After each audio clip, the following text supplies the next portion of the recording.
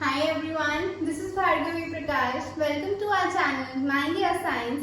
हम साथ में पढ़ रहे थे पोटेंशियल एनर्जी के बारे में. किसके लिए? हमने जो पिछले लेक्चर में किया उसमें हमने देखा कि potential energy of a system for 2 point charges.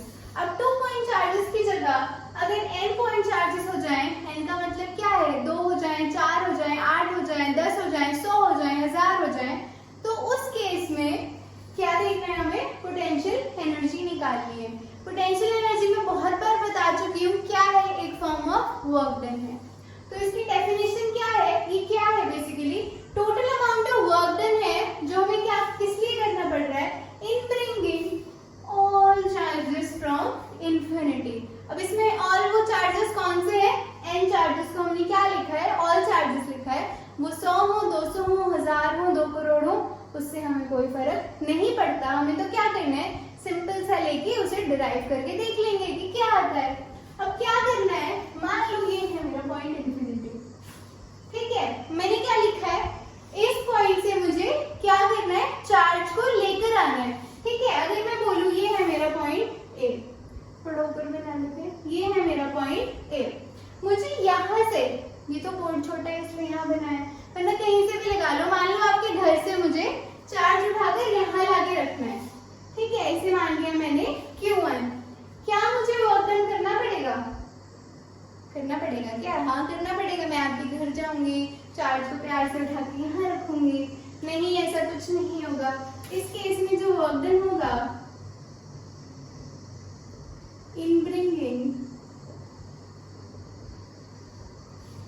Charge Q1 from infinity to point A is 0. यह 0 क्यों हो गया? क्या हुआ ऐसा? क्या होता है फॉर्मूला वर्क डन का? अभी बताया था पिछली वीडियो में. V इंटू में Q होता है. इसमें पोटेंशियल कहाँ है? पोटेंशियल छोड़ दो यार, चार्ज कहाँ है? ये कौन सा पोटेंशियल होता है? जो इस चार्ज की वजह से होता है. और ये वाला जो चार्ज है मेरा दूसरे वाला, ये तो है ही नहीं ना, तो इस पे तो कोई फील्ड ही नहीं लगा रहा. अब ये कौन सी बात हो गई? ये वो वाला केस है जब ये पड़ा था मेरा प्लस Q चार्ज और ये इसका घर था और ये वो कमरा था जहां पर इंफिनिटी से मुझे चार्ज को लेकर आना था. लेकिन इस केस में ना ही घर है, ना ही कमरा है, ना ही चोर है, ना ही कोई पैसा है. तो इसे क्या करना है? कुछ वर्क डन करना ही नहीं है. अब क्या आप ऐसे ही मस्त चल रहे हो, ना आपने कोई प्लान बनाया ना कुछ किया, ऐसे ही टहल रहे हो, उसमें क्या वर्क डन करोगे यार? क्योंकि आपके ऊपर ना ही कोई बॉडीगार्ड अटैक करने को है, ना ही इसने कोई कुत्ता पाल रखा है. कुछ भी नहीं है जो आप पे अटैक कर रहा है, यानी कि कुछ भी नहीं है जो आप पे फोर्स लगा रहा है. और फोर्स ही क्या है? एक फॉर्म ऑफ वर्क डन है. तो क्या हुआ? वर्क डन क्या हो गया? 0 हो गया. इसे कैसे लिख सकते हैं?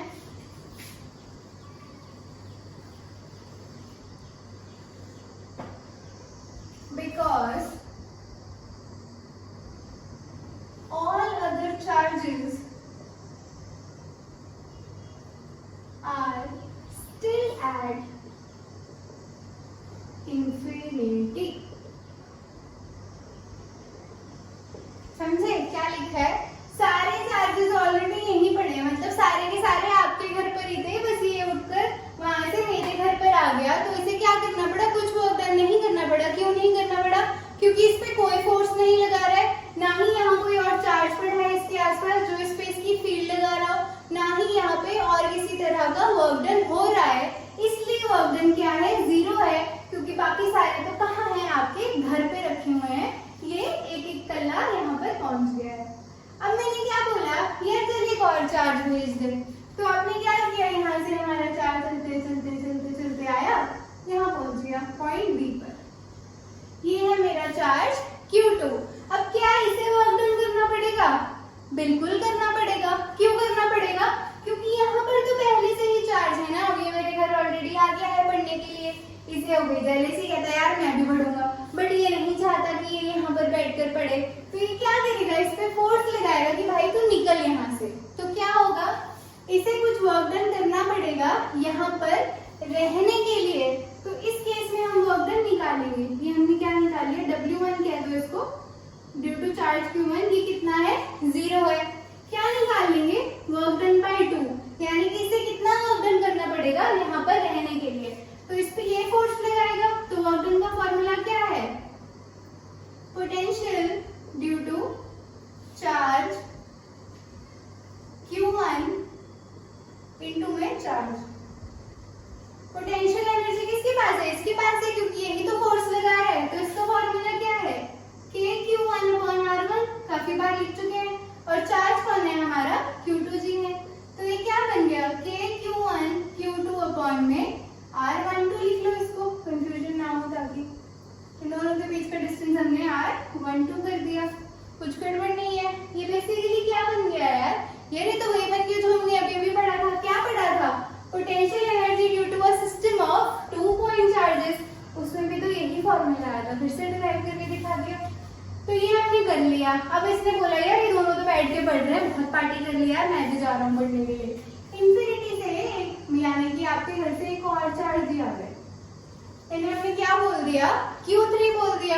अब ये तो इस पे फोर्स लगा ही रहा था, अब इसे भी तंगी होगी, इसे भी तंगी होगी। कहते यार तू कहाँ से आ गया, तू तो निकल यहाँ से, तू लेट आया, हम नहीं खिला रहे तेरे को, हम नहीं पढ़ा रहे तेरे को, ठीक है। तो ये इस पे फोर्स लगाएगा, इनके दोनों के बीच का डिस्टेंस R13 मान लीजिए, इन दोनों के बीच का डिस्टेंस क्या मान लीजिए, R23 मान लीजिए, ठीक है। अब ये भी इस पे कुछ फोर्स लगाएगा और ये भी इस पे कुछ फोर्स लगाएगा, तो इसे क्या करना पड़ेगा, डबल वर्क डन करना पड़ेगा। क्यों, अब मैं अकेली हूँ और आप दो आ जाओ तो मुझे तो 2 से लड़ना पड़ेगा ना, तो ये भी तो 2 से लड़ रहा है, इसलिए इसे क्या करना पड़ेगा, डबल वर्क डन करना पड़ेगा। इसका वर्क डन यहाँ निकाल लेते हैं, W3। इसका वर्क डन किसकी वजह से होगा, potential due two charges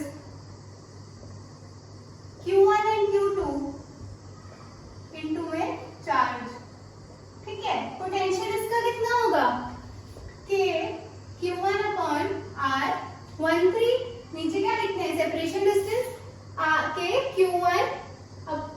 KQ1 में इसका सेपरेशन डिस्टेंस कितना है, R13 है, प्लस Q2 की वजह से भी होगा KQ2 अपॉन में डिस्टेंस इनके बीच में कितना है, R23 है, और इनटू में तो हमारा क्या है, चार्ज की वैल्यू है वो कितनी है, Q3 है। इसको सिंप्लीफाई कर सकते हैं, ये मैं रब कर रही हूँ, इसे नोट करते रहना यार।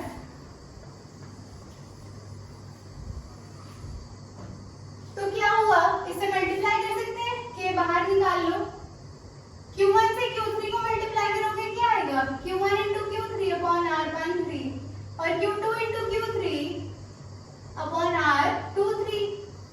ये आ गई हमारे पास वैल्यू। क्या किया, सिर्फ मल्टीप्लाई किया, कुछ नहीं किया। के को बाहर निकाल दिया हमेशा की तरह, तो बाहर निकाल तो कॉमन है, Q1 इंटू Q3 और यहाँ Q2 into Q3।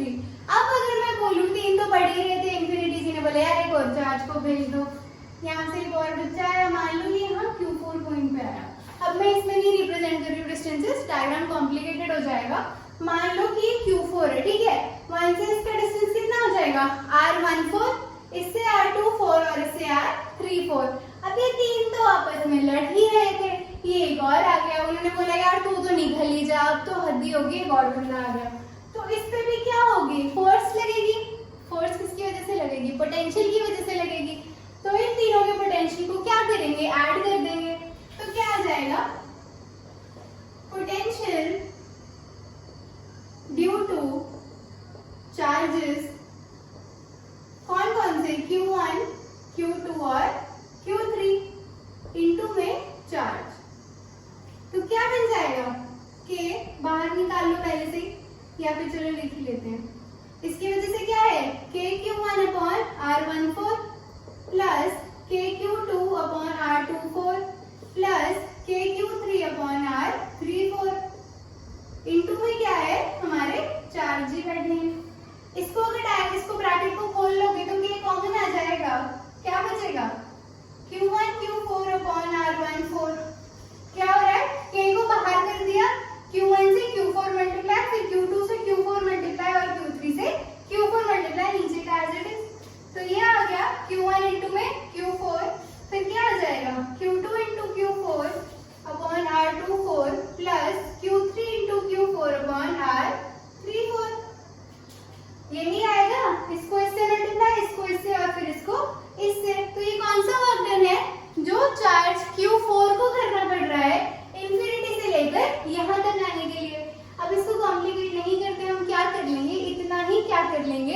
Work done calculate कर लेंगे। कौन सा work done? Total work done. इसको यहाँ निकाल लेते हैं, चलो कोई। टोटल वर्क डन क्या होगा? टोटल का मतलब क्या होता है? ऐड करना। क्या आ जाएगा? W1 plus W2 plus W3 plus W4। W1 कितना है? 0 है। W2 कितना है? ये है। सिर्फ कर देते हैं,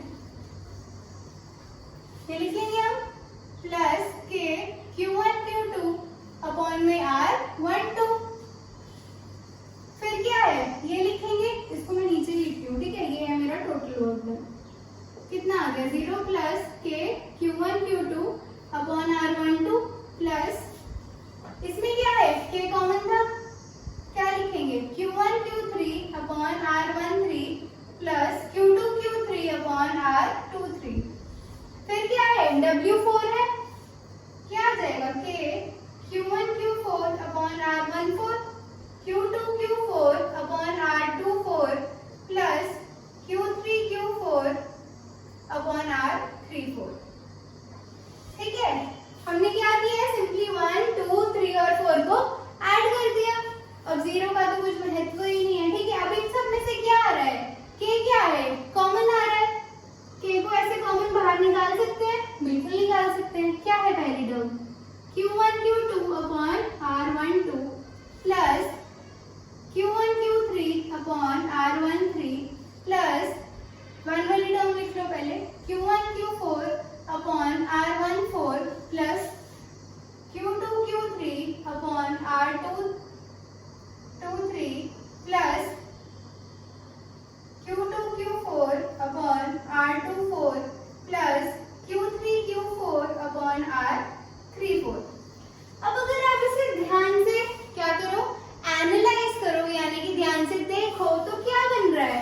ऊपर 1 2 नीचे 1 2, ऊपर 1 3 नीचे 1 3, ऊपर 1 4 नीचे 1 4, 2 3 2 3 2 4 2 4 3 4 3 4। तो इसे हम कैसे लिख सकते हैं? समेशन की फॉर्म में लिख सकते हैं। समेशन की फॉर्म में लिखने का मतलब बताया हुआ है आपको। क्या करना है हमें? इसको थोड़ा स्मॉल टर्म में लिखना है। क्या बनेगा? W टोटल कितना आ जाएगा? K तो हमारा एज इट इज बाहर ही रहेगा, ठीक है। तो हम क्या कर देंगे? समेशन ऑल पेयर, ऊपर क्या है? QJ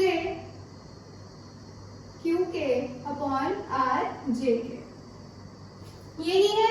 J को 1 पुट करोगे, इसको 2 पुट करोगे, 1 2, J 1 है और K 2 है। वापस ये वाली टर्म बन जाएगी, ये बन जाएगी, ये बन जाएगी, और ऐसे ही हम सारी टर्म्स निकाल लेंगे।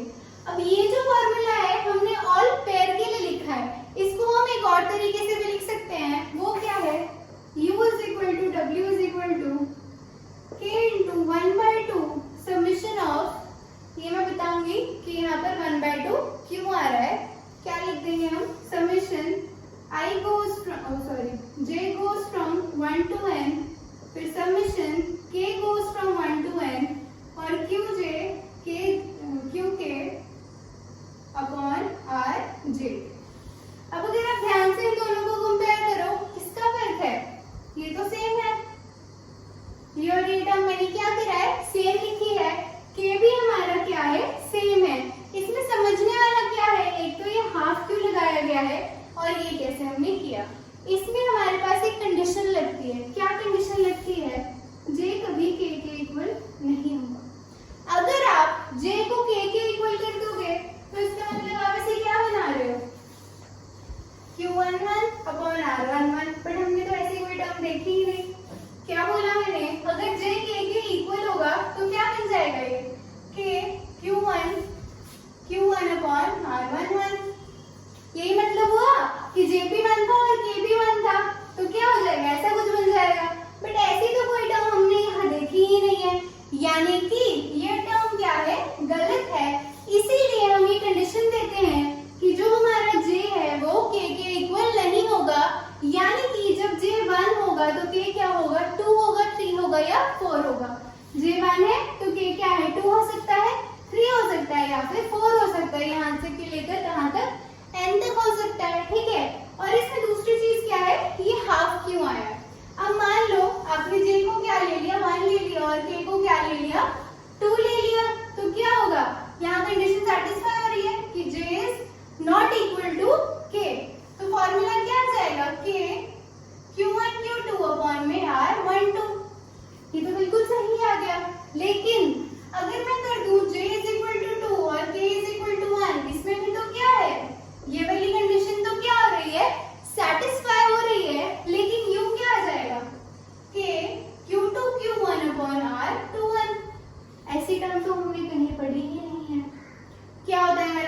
Q1 इंटू Q2 होता है और ये क्या है, Q1 इंटू Q2 ही तो है यार, और ये डिस्टेंस भी तो सेम ही है।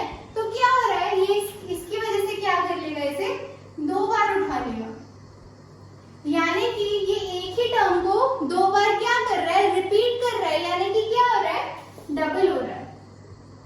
2 बार करने का मतलब क्या हुआ, डबल करना हुआ। इसीलिए इस इफेक्ट को कैंसिल करने के लिए हम आगे क्या लगाते हैं, ये 1/2 लगाते हैं।